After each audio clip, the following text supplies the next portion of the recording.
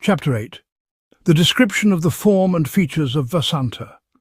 Sutta narrates, after Brahma finished his discourse, the sage Narada, his mind brimming with curiosity and devotion, addressed him with deep respect.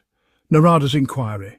O Brahma, foremost disciple of Lord Vishnu and possessor of great wisdom, you are a devout follower of Lord Shiva and a beacon of knowledge, guiding us toward understanding the supreme reality. You have previously shared with us the divine story of Arundhati and her previous life, which greatly deepened our reverence for Lord Shiva. Now, O knower of Dharma, I implore you, please narrate the exalted story of Shiva, the story that cleanses all sins and bestows blessings upon all who hear it.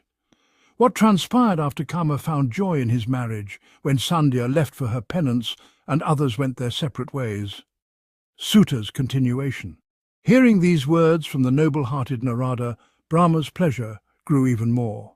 He responded with deep affection. Brahma speaks, "Listen, O wise Narada, with a devoted heart as I recount the auspicious deeds of Lord Shiva, the master of divine mysteries. You, too, are a fortunate devotee of Shiva, blessed to hear this tale. After the incident where I was admonished by Shiva for my worldly desires, I retreated from that place, burdened by my own hurt pride and confusion. The words of Shiva echoed in my mind, leaving me lost in a state of delusion. For a long time, resentment grew within me, as I found myself unable to move past the sting of his rebuke. This bitterness, too, was a manifestation of Shiva's Maya, his cosmic illusion, designed to test my resolve. As time passed, I gathered my sons, Daksha, Marasi, and others. Upon seeing Kama, accompanied by his enchanting wife Rati, a fleeting hope arose within me. With my mind clouded, I spoke to them. My sons, Daksha, Marasi, and all of you, heed my words. Together, let us find a way to ease my troubled heart, a remedy for my distress caused by Shiva's reproach. Shiva, the great ascetic, scorned me merely because I had expressed a desire for a partner. His disdain was not limited to me, but extended to you as well. It is only because he is a supreme yogi, free from the bonds of worldly desires, that he could criticize us so sternly. But his actions have left me deeply troubled, unable to find peace. It would bring me immense relief if Shiva were to take a wife of his own.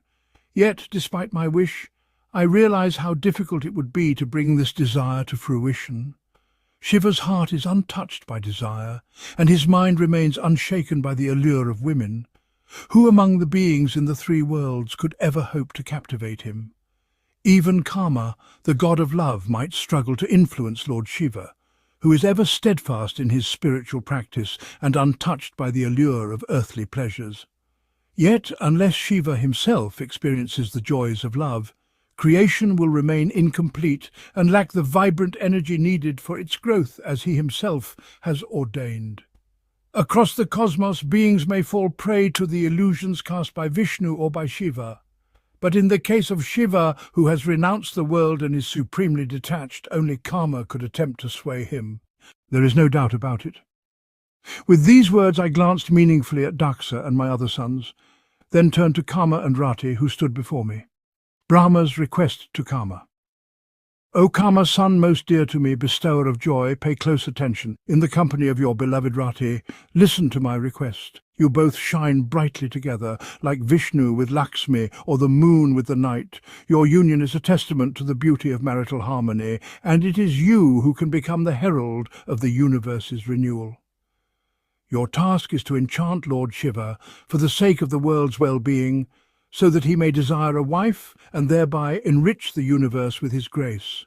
Follow him wherever he may go, whether in solitude or among crowds, in the mountains or by tranquil lakes, and use your charm to soften his heart, a heart that remains averse to the companionship of women. No one else possesses the power to sway him as you do. Only if Shiva falls in love will you find your own release from your duties, O Kama. So, with Rati by your side, strive to captivate Lord Shiva and earn the reverence of the cosmos. Kama's response. Upon hearing my plea, Kama, the wielder of love's bow, replied, O Lord Brahma, I am ready to fulfill your command and enchant Shiva, yet my power lies in the presence of a woman to serve as my instrument. Therefore, O Creator, I request you to bring forth a beautiful maiden who can aid in this mission. Recognizing the necessity of his request, I and the Prajapati Daksha pondered deeply. Who might possess the grace and allure to charm the great ascetic Shiva? We wondered. Lost in thought, I released a deep sigh, and from that breath emerged the vibrant season of spring, Vasanta, adorned with garlands of blooming flowers, the emergence of spring. Vasanta shone like a radiant lotus, with eyes as gentle as newly blossomed petals and a face as luminous as the full moon rising at twilight. His steps were graceful, his skin dark like a rain-filled cloud, and his form as enchanting as the morning sun. His very presence filled the air with the fragrance of fresh blooms, and the trees across the land burst into vibrant blossoms. With the birth of this embodiment of beauty, a gentle breeze, fragrant and soothing, began to blow. Sweet-voiced cuckoos sang melodious notes, and the waters of clear lakes teemed with lotus flowers. I turned to Kama and said, "Behold, Vasanta, spring, your eternal companion, whose presence will magnify your charms. Like the wind that aids fire, he will always support you in your task. His name shall be Vasanta, for he brings forth the season of new beginnings, the time when love flourishes. Let the gentle Malaya breeze accompany you, and may the arts of feminine allure assist Rati. Together you shall be unstoppable. Now I shall create the maiden who will ultimately captivate Shiva." Kama's departure. With great joy, Kama prostrated himself before me, his father, and paid respects to Daksha and the other sages. With Rati by his side, he set out on his mission to find and charm Lord Shiva, whose heart was yet untouched by desire.